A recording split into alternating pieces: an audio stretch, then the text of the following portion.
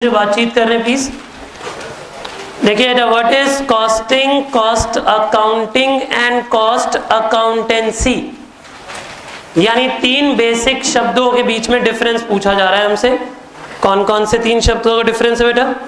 देखिए भाई, कॉस्टिंग किसे कहते हैं, कॉस्ट अकाउंटिंग किसे कहते हैं और कॉस्ट अकाउंटेंसी किसे कहते हैं, राइट। अब देखिए बेटे, पहली मुख्य बात, कॉस्टिंग करने का मतलब क्या हुआ? जब आप ये कह देते हो कि आपने बेसिक कॉस्ट पता लगानी है किसी प्रोडक्ट की, राइट। देखिए, costing is defined as the technique and the process of ascertaining cost, यानी जब आप किसी एक बेसिक प्रोडक्ट की कॉस्ट पता लगाने की कोशिश कर देते हो तो उसे क्या बोल देते हैं बेटा? Costing. The technique and the process of ascertaining cost. An organization costing system is the foundation of the internal financial information system for the managers. इस बात का क्या मतलब हुआ? देखिए कि हम बेसिक कॉस्टिंग करके, यानी बेसिक कॉस्टिंग की इंफॉर्मेशन जान के कि एक प्रोडक्ट कितने में बनेगा, ये बेसिक जान के ही हम डिसीजन ले पाते हैं आगे के लिए कि इस ईयर में हम सामान कितने का बनाएंगे, कितना बनाएंगे, कितने का पड़ेगा, कब बेचेंगे, कैसे बेच पाएंगे, कितने का बेच पाएंगे। सब कुछ कॉस्ट पे टिका हुआ है। सब कुछ किस पे टिका हुआ है जी? कॉस्ट पे ही टिका हुआ है, राइट। अब आगे देखिए जरा, कॉस्ट अकाउंटिंग किसे कहते हैं? The process of accounting for cost which begins with the recording of the income and expenditure or the basis on which they are calculated and ends with the preparation of the periodical statements and the reports. देखो बेटा, costing का मतलब है एक बहुत छोटा काम। सुनिएगा जरा ध्यान से, कॉस्टिंग एक बहुत छोटा काम है। कॉस्टिंग में सिर्फ जो प्रोडक्ट हमने फ्यूचर में बनाना है उसकी कॉस्ट जानी जाती है। यानी मानिए कि अगर आप शर्ट बना के बेचते हैं तो आप ये एस्टिमेट करने की कोशिश करते हैं कि ये शर्ट का कपड़ा, धागा, बटन कितने रुपए का पड़ेगा आपको फ्यूचर में। यानी ये शर्ट जब आप बनाएंगे, बेचेंगे तो कितने की बनाएंगे और बेचेंगे। बोलिए, इतनी बातचीत समझ आई आपको? इन्हें क्या कहा कि नहीं, कि कितने की आप शर्ट बनाएंगे और बेचेंगे। The process of accounting for cost which begins with the, देखिए इसका मतलब ये हुआ शर्ट कितने की बनाएंगे, बेचेंगे, क्योंकि उसी के हिसाब से हम ये डिसाइड कर पाते हैं बेचा कितने का जाए।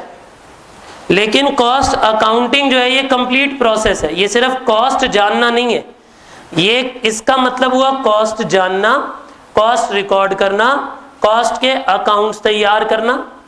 बोलिए मतलब समझे आप मैंने क्या कहा? कॉस्टिंग के रिकॉर्ड्स तैयार करना, कॉस्ट जानना, कॉस्ट पहचानना, इनफैक्ट एंड में इनकम एंड एक्सपेंडिचर तक को भी रिपोर्ट करना। किसे रिपोर्ट करना बेटे? एंड में इनकम एंड एक्सपेंडिचर तक को भी रिपोर्ट करना। इनकम एंड एक्सपेंडिचर तक की भी एंट्रियां लिखो जरा, कॉस्टिंग के साथ लिखिए। कॉस्टिंग में सिर्फ, लिखिए जरा एक बार जल्दी से, कॉस्टिंग में सिर्फ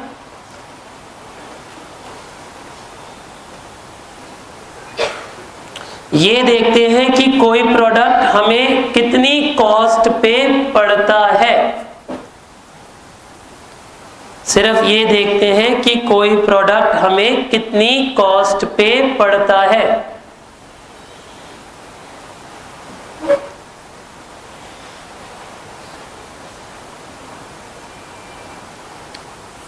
राइट। और कॉस्ट अकाउंटिंग में लिखिए जरा, ये एक कंप्लीट प्रोसेस है, ये एक कंप्लीट प्रोसेस है जिसमें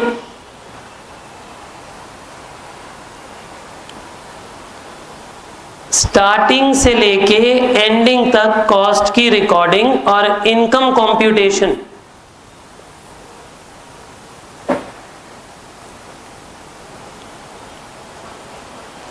कॉस्ट की रिकॉर्डिंग और इनकम कंप्यूटेशन। बेटा इनकम कंप्यूटेशन कहने का मतलब हुआ जिससे हम इनकम कैलकुलेट कर पाते हैं।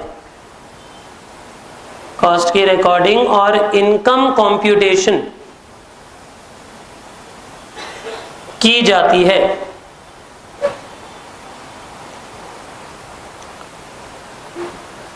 बोलिए इतना समझ आ गया जी।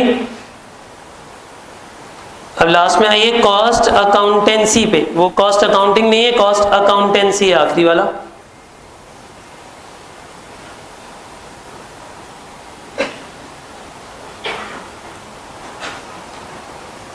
देखिए इसमें क्या क्या आता है। The application of costing and cost accounting principles, methods and techniques to the science, art and the practice of cost control and ascertainment of profitability. यानी जब आप प्रॉफिट वगैरह को भी कंप्यूट करने की कोशिश करते हैं, it include the presentation of the information derived there from for the purpose of managerial decision making. तो बेटा देखो बेसिकली कॉस्ट अकाउंटेंसी क्या होती है? Knowledge of preparing cost accounts. Cost accountancy क्या होती है? Knowledge of preparing cost accounts. Cost account कैसे बनाए जाएं, कॉस्ट अकाउंट्स में क्या होता है, जब उनके बारे में बातचीत की जाती है तो उसे क्या बोला जाता है बेटे? Cost accountancy. समझे आप मैंने क्या कहा? लिखिए जरा इसमें, the knowledge principle and method, the knowledge principles and methods of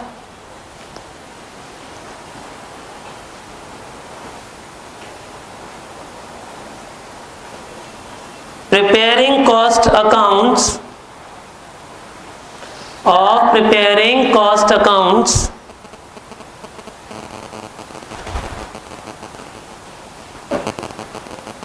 preparing cost accounts are known as cost accountant is known as a cost accountancy। बस इतना लिख दो, is known as cost accountancy.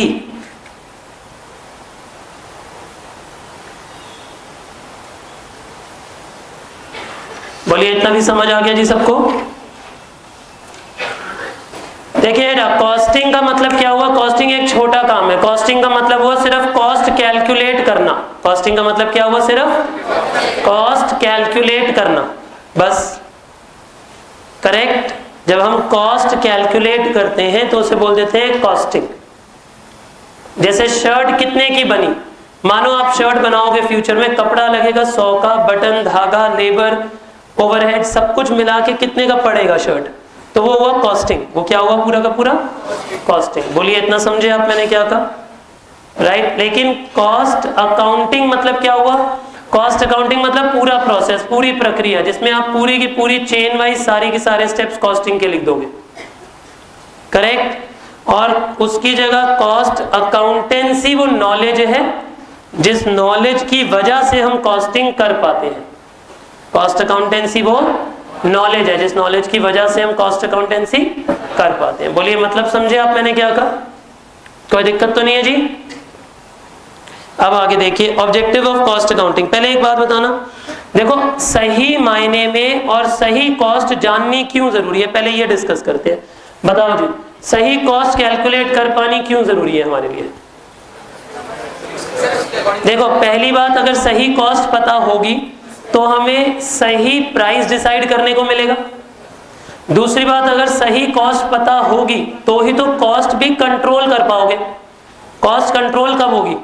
मानो हमने डिसाइड किया था कि एक शर्ट बननी चाहिए 150 रुपए में, और पता चला कि शर्ट बन रही है 170 रुपए में, यानी एक्चुअल कॉस्ट स्टैंडर्ड कॉस्ट से ज्यादा आ रही है, यानी जितनी कॉस्ट सोची गई थी उससे ज्यादा कॉस्ट आ रही है। अगर एक्चुअल कॉस्ट जितनी सोची थी उससे ज्यादा आ रही है तभी तो आप उसे करेक्शन करने की कोशिश करोगे, वरना करेक्शन करोगे कैसे? आप मेरी बात समझे मैंने क्या कहा? यानी बेटा कॉस्ट की करेक्शन भी तभी हो पाएगी, आई रिपीट, कॉस्ट की करेक्शन भी तभी हो पाएगी जब आपको सही कॉस्ट पता होगी। करेक्ट, यानी कॉस्ट को करेक्ट करना भी तभी संभव है, प्रॉफिट को सही में कैलकुलेट कर पाना भी तभी संभव है, यानी सही सेल प्राइस डिसाइड करने के लिए भी कॉस्ट चाहिए। अच्छा एक बात बताओ, हाई सेल प्राइस क्यों नहीं रख सकती है कंपनी? मेरा एक कॉम्पिटिटिव वर्ल्ड है, सब लोगों के प्रोडक्ट बहुत कॉम्पिटिटिव है। अगर मैं 100 रुपए का दाम रखता हूं और कोई राइवल 90 रुपए का दाम रखता है तो सामान बिकेगा ही नहीं मेरा। कॉम्पिटिटिव वर्ल्ड में हमें प्राइजेस कॉम्पिटिटिव रखने पड़ेंगे, और वो तभी संभव है कॉम्पिटिटिव प्राइजेस रखना जब सही मायने में मुझे कॉस्ट पता होगी। बोलिए ये बात भी समझ आ गई जी आपको हमने क्या कहा? यानी सही मायने में कॉस्ट पता चलनी चाहिए, सही मायने में तभी हम सेल प्राइस डिसाइड कर पाएंगे, तभी सही प्रॉफिट पता लगा पाएंगे, और तभी कॉस्ट को कंट्रोल भी कर पाएंगे। देखिए 4 बातें की मैंने। ट्रू कॉस्ट पता लगानी जरूरी है, पहला पॉइंट समझे आप मैंने क्या कहा। उसी से सही सेल प्राइस पता लगेगा, उसी से सही प्रॉफिट पता लगेगा, और उसी की हेल्प से कॉस्ट को कंट्रोल भी किया जा सकेगा, उसी की हेल्प से कॉस्ट को कंट्रोल भी किया जा सकेगा, वरना कॉस्ट को कंट्रोल भी आप नहीं कर पाएंगे। बोलिए इतनी बातचीत समझ आई आप सबको हमने क्या कहा? यानी कॉस्टिंग के ये चारों के चारों वर्क तभी पूरे होंगे जब क्या हो पा रहा होगा, कॉस्ट सही निकल पा रही होगी। तो आइए जरा पढ़ते हैं कॉस्ट अकाउंटिंग के ऑब्जेक्टिव क्या है। पहली बात, ascertainment of cost. Ascertainment of cost मतलब क्या हुआ? सही कॉस्ट कैलकुलेट करना। असर्टेनमेंट ऑफ कॉस्ट का मतलब क्या हुआ? सही कॉस्ट कैलकुलेट करना। नेक्स्ट है डिटर्मिनेशन ऑफ सेलिंग प्राइस। ये बात भी बिल्कुल सही है, क्योंकि अगर सही कॉस्ट पता होगी, उसी पे मानो हम 20% या 30% का मार्जिन रख के सेल प्राइस डिसाइड करेंगे। जैसे अगर कंपनियों का अपना एक फॉर्मेट होता है कि हर कंपनी चाहती है 20% प्रॉफिट कमाए, पर अगर कॉस्ट सही पता होगी तभी तो सेल प्राइस भी सही आएगा। तो डिटर्मिनेशन ऑफ सेलिंग प्राइस, इस पे भी सर्कल बना दीजिए। अगला आ गया कॉस्ट कंट्रोल। देखो इसके साथ ये लिख सकते हो कि अगर एक्चुअल कॉस्ट पता होगी, देखिए जरा, अगर एक्चुअल कॉस्ट पता होगी, अगर एक्चुअल कॉस्ट पता होगी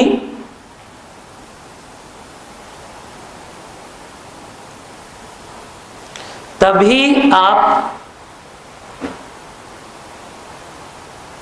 कॉस्ट को कंट्रोल भी कर पाएंगे। अगर आपको एक्चुअल कॉस्ट पता होगी तभी आप कॉस्ट को कंट्रोल भी कर पाएंगे। बोलिए इतनी बातचीत भी समझ आ गई आप सबको?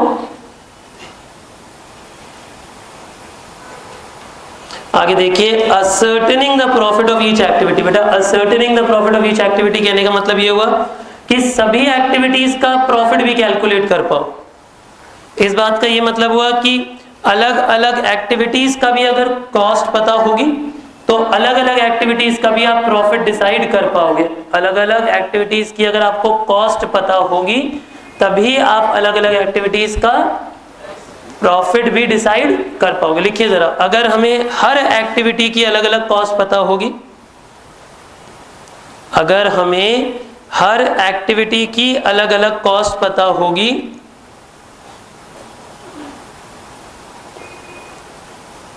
तभी हम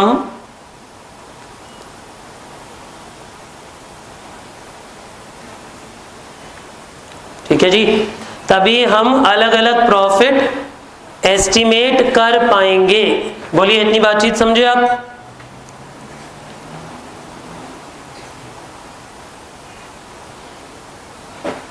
कोई दिक्कत तो नहीं जी इतने में? अगला आ जाता है financial accounting and cost accounting.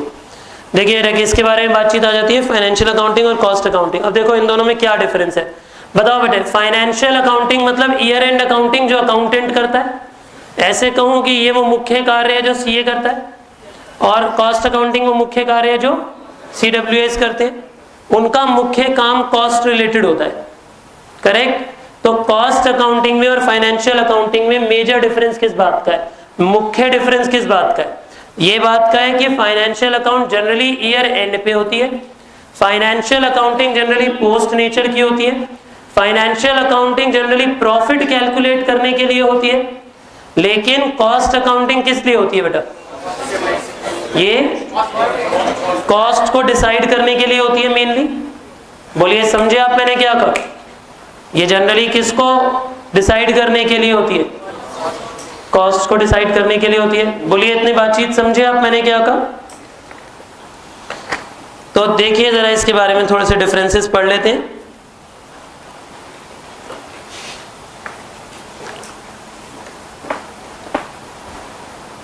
Financial accounting और cost accounting, to provide information about the financial performance, जबकि कॉस्ट अकाउंटिंग में आप क्या बोलेंगे, to provide information of the ascertainment of the cost for the purpose of cost control and decision making. ठीक है जी, लिखो जरा फाइनेंशियल अकाउंटिंग के ऊपर लिखो, ये फाइनेंशियल परफॉर्मेंस इवैल्यूएशन के लिए होती है, ये फाइनेंशियल परफॉर्मेंस इवैल्यूएशन के लिए होती है।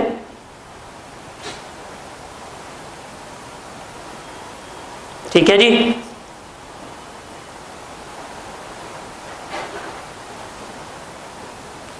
और ऑपोजिट में लिखिए ये कॉस्ट एस्टिमेशन के लिए होती है।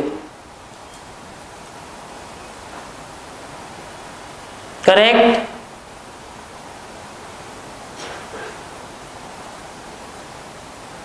कॉस्टिंग में लिखिए इट इज जनरली प्री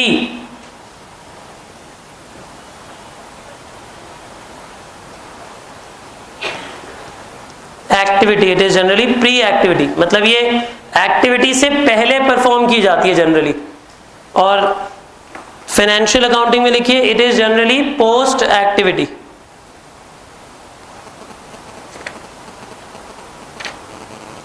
बोलिए इतनी बातचीत समझ आ गई सबको? अच्छा एक बात बताना, अच्छी कॉस्ट, जरा एक बात हो, कॉस्ट अकाउंटिंग क्यों करते हैं? 4 रीजन बताना, कौन कौन से थे अभी? एक तो सही कॉस्ट पहचानने के लिए, दूसरा सेलिंग प्राइस पहचानने के लिए, तीसरा प्रॉफिट एस्टिमेट करने के लिए, और कॉस्ट को कंट्रोल करने के लिए। अब मैं अगर आपसे ये पूछूं what are the advantages of cost accounting, बोलो बेटा। अगर अच्छी कॉस्ट अकाउंटिंग हुई तो ये चारों ऑब्जेक्टिव भी पूरे हो जाएंगे। बताओ क्या क्या हो जाएगा? कॉस्ट कंट्रोल हो जाएगी, सेलिंग प्राइस करेक्टली डिसाइड हो जाएगा, प्रॉफिट मार्जिन बढ़ जाएंगे, राइट, और ईच एक्टिविटी की इंपॉर्टेंस और सिग्निफिकेंस सामने आ जाएगी कि वो एक्टिविटी हमारे लिए अच्छी है या बुरी है। तो देखो बेटे, पहली बात एडवांटेज ऑफ कॉस्ट अकाउंटिंग में कॉस्ट रिडक्शन, ऑब्वियस सी बात है। देखो उसमें हमने लिखा था, ऑब्जेक्टिव में लिखा था कॉस्ट कंट्रोल होती है, और एडवांटेज में क्या लिखोगे? कॉस्ट रिड्यूस हो गई। देखो बेटा एक बात समझो, पहले मैंने क्वेश्चन आपसे पूछा था कि अगर हम कॉस्ट अकाउंटिंग करते हैं तो उसके फायदे क्या क्या होते हैं या उसके ऑब्जेक्टिव क्या क्या होते हैं, तो आपने बोला कॉस्ट कंट्रोल करना एक ऑब्जेक्टिव होता है। अब अगर हम आपसे पूछ रहे हैं कि उसकी एडवांटेज क्या है, तो आप बोलोगे उसकी एडवांटेज ये है कि अगर उसके ऑब्जेक्टिव पूरे हो जाए तो जो कॉस्ट कंट्रोल करना उसका ऑब्जेक्टिव था वो हो जाएगा, यानी कॉस्ट रिड्यूस हो जाएगी। कॉस्ट क्या हो जाएगी बेटा?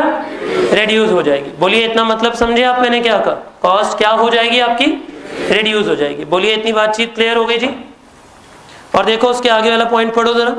डिसीजन मेकिंग में हेल्प करता है, प्राइस डिटर्मिनेशन में हेल्प करता है, identify the cause of increase और डिक्रीज इन प्रॉफिट। बेटे इंक्रीज और डिक्रीज इन प्रॉफिट क्यों? क्योंकि ये हर प्रोडक्ट और हर एक्टिविटी की अलग अलग कॉस्ट बता देता है। आई रिपीट, ये हमें हर प्रोडक्ट की और हर प्रोडक्ट की, हर डिपार्टमेंट की अलग अलग कॉस्ट बता देता है। तो ये हमें सही मायने में प्रॉफिट एस्टिमेट करने में हेल्प करता है। ये सही मायने में प्रॉफिट एस्टिमेट करने में हेल्प करता है। बोलिए समझे आप? लिखो जरा इस पॉइंट के साथ। सही कॉस्ट अकाउंटिंग होने से, सही कॉस्ट अकाउंटिंग होने से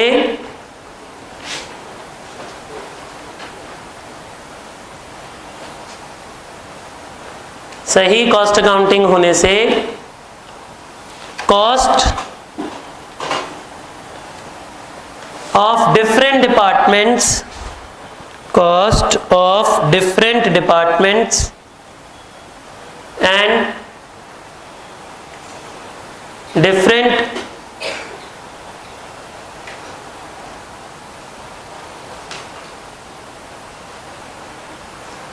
एक्टिविटीज करेक्टली कैलकुलेट हो जाती हैं।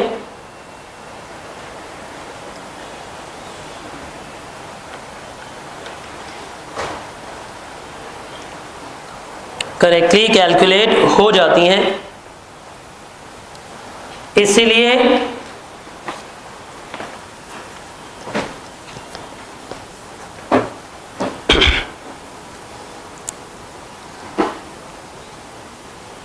हम correct importance of each activity, correct importance of each activity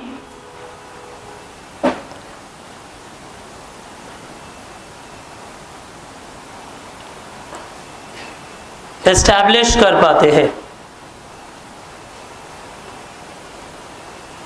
correct importance of each activity estimate कर पाते हैं, आप ये भी लिख सकते हो।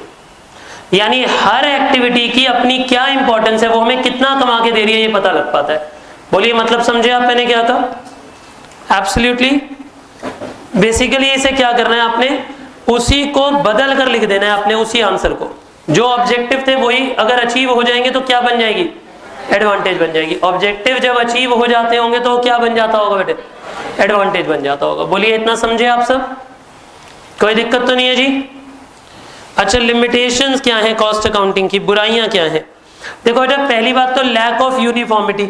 अब ये सबके लिए बराबर नहीं है, सबके लिए अलग अलग ढंग से होती है।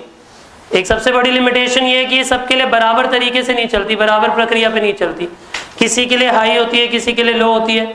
कोई कॉस्ट अकाउंटिंग अलग तरीके से करता है, कोई अलग तरीके से करता है। सबके अपने अपने अपने अपने घर के मेथड है। सोचो, आप समझे मैंने क्या कहा? सबके अपने अपने अलग अलग मेथड बना रखे हैं, राइट? इनमें यूनिफॉर्मिटी नहीं है। इनमें क्या नहीं है बेटे? यूनिफॉर्मिटी नहीं है। अगला है रिक्वायरमेंट ऑफ रिकंसिलिएशन। हम ये बात भी जानते हैं, ये हमने चैप्टर भी पढ़ा है कि कॉस्टिंग से प्रॉफिट अलग अमाउंट आता है और फाइनेंशियल नेचर का प्रॉफिट अलग अमाउंट आता है। ये दोनों अमाउंट आपस में मैच नहीं करते, ये दोनों अमाउंट आपस में मैच नहीं करते। तो इन्हें मैच कराने के लिए एक स्टेटमेंट बनानी पड़ती है जिसका नाम क्या होता है? रिकंसिलिएशन स्टेटमेंट होती है। याद आया आपको? अगला देखिए, इनएफिशिएंसी। कई बार ऐसा होता है कॉस्टिंग कराने का इतना ज्यादा खर्चा आ जाता है बेटे कि उतना उसका फायदा नहीं हो रहा। एक बात हो, आपने कॉस्टिंग के लिए सिस्टम बनाया, एक कॉस्ट मैनेजर रखवाया, एक कॉस्ट अकाउंटेंट रखवाया, एक 2-4 कंप्यूटर लगाए, एक रूम डेडिकेट किया, 2 एसी लगाए। उस पूरे डिपार्टमेंट की आपको कॉस्ट पड़ गई एक साल में 50 लाख रुपए। और पता चला ये सब करने से जो कॉस्ट बची वो बची ही सिर्फ 40 लाख। तो बताओ क्या फायदा हुआ? नहीं समझे आप मैंने क्या कहा? देखो इस बात को और गहराई से सुनो। आपने ये जो पूरा तामझाम बढ़ा लिया, नया मैनेजर रख लिया, नया कॉस्ट अकाउंटेंट रख लिया, नया डिपार्टमेंट बना लिया, और वो सब कुछ करा करू के भी आपने 50 लाख रुपए खर्च कर दिए, लेकिन उसकी वजह से बचाए कितने? सिर्फ 40 लाख। बचाए कितने? सिर्फ 40 लाख। अब एक बात तो 50 लाख लगा के 50 लाख रुपए खर्च करके 40 लाख बचाए, तो क्या ये इफेक्टिव डिसीजन हुआ या इनइफेक्टिव रहा? इनइफेक्टिव रहा, कोई फायदा नहीं हुआ आपको। बोलिए मतलब समझे आप मैंने क्या कहा? ये तो इनइफेक्टिव डिसीजन रहा आपका। तो वही वो कह रहे हैं कि इनएफिशिएंसी बढ़ जाती है कभी कभी। कई बार ऐसा होता है कॉस्ट कंट्रोलिंग कम होती है और कॉस्ट कंट्रोलिंग मेजर्स महंगे पड़ जाते हैं। मैंने क्या कहा समझे आप बेटे? कॉस्ट कंट्रोल कम होती है और कॉस्ट कंट्रोलिंग के उल्टा मेथड्स महंगे ज्यादा ही पड़ जाते हैं। कुछ आगे पढ़िए। एक्सपेंसिव, ये बात भी सच है, ये मेथड एक्सपेंसिव होता है क्योंकि डिपार्टमेंट्स चाहिए, टेक्निक्स चाहिए, कंप्यूटर्स चाहिए, वेरिएंसेस एनालिसिस चाहिए, बहुत कुछ चाहिए। Limited use in future projections. और बेटा अगर हम ये कहें कि पास्ट में ऐसा हुआ था और इसे देख के हम फ्यूचर प्रिडिक्ट करें, तो जरूरी नहीं है कि हमेशा फ्यूचर वैसा ही हो। कई बार फ्यूचर चेंजेस वाला भी होता है। बोलिए इतना समझे आप मैंने क्या कहा? यानी अगर हम ये कहते हैं कि हम कॉस्ट अकाउंटिंग इसलिए पढ़ रहे हैं कि हम फ्यूचर को एस्टिमेट कर पाए, तो कहता है कई बार ये साथ नहीं भी देता। मतलब ये हुआ कि आपने तो इतनी कॉस्टिंग कराई होती है ये सोचकर कि वो आगे काम आएगी, पता चला चीजों के रेट बढ़ घट गए, मटेरियल महंगा हो गया, लेबर महंगी हो गई, लेबर की एफिशिएंसी बढ़ गई, राइट? और गवर्नमेंट से आपको कोई सब्सिडी मिल गई, लो अब सब कुछ ही बदल गया। तो क्या पुरानी कॉस्टिंग का अब फायदा मिलेगा या कोई फायदा नहीं मिलेगा? कोई फायदा नहीं मिलेगा। क्या पुराने ईयर की कॉस्ट अकाउंटिंग इस ईयर कोई बेनिफिट दे रही है? कोई भी बेनिफिट नहीं दे रही है। बोलिए इतना भी समझ गए आप मैंने क्या कहा? चलिए और आगे देखते हैं जरा इस बात को। इंस्टॉलेशन ऑफ कॉस्टिंग सिस्टम, ये बहुत इंपॉर्टेंट आंसर है, जरा ध्यान देंगे। देखिए कितनी बार आ चुका है, जरा ध्यान से देखिएगा। Enumerate the essential factors to be consider for installing a cost accounting system. पहले एक बात बताओ कि कॉस्ट अकाउंटिंग सिस्टम लगाने से पहले किन किन मुख्य बातों पे ध्यान दोगे, ये पूछा जा रहा है। चलो इस आंसर को डिस्कस करने से पहले जरा मैं 2-3 और बातें करूं। देखिए, कॉस्टिंग में जो थ्योरी पूछी जाती है मेनली वो छोटे शॉर्ट क्वेश्चंस होते हैं जनरली, ठीक है जी। बहुत बड़े बड़े क्वेश्चंस नहीं पूछे जाते, लिमिटेड स्केल के छोटे क्वेश्चन बट टिपिकल क्वेश्चन पूछे जाते हैं।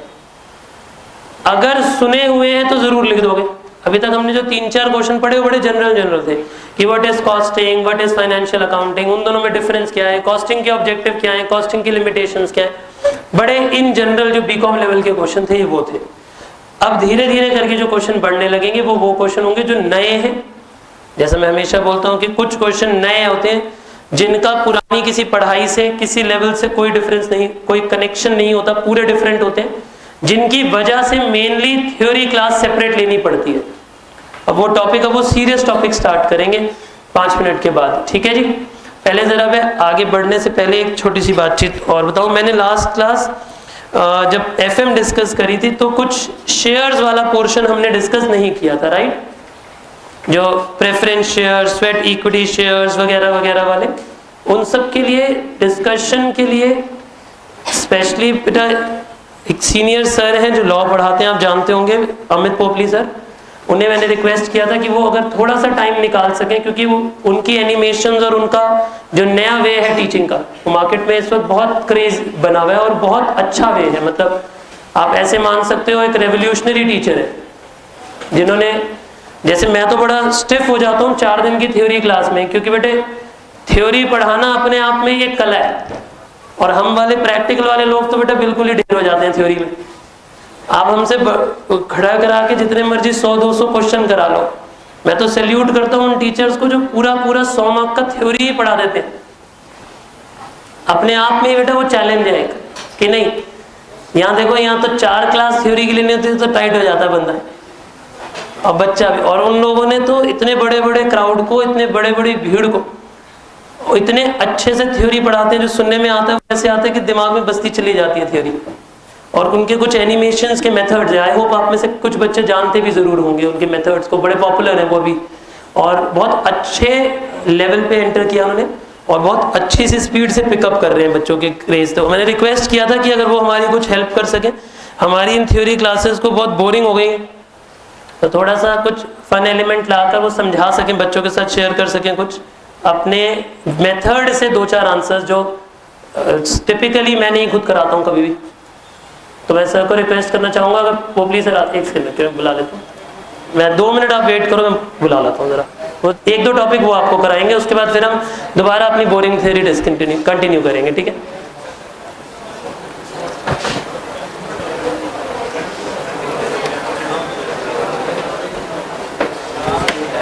एक नोट चाहिए होगा सर को, 1 नोट यही लगे रहने दो।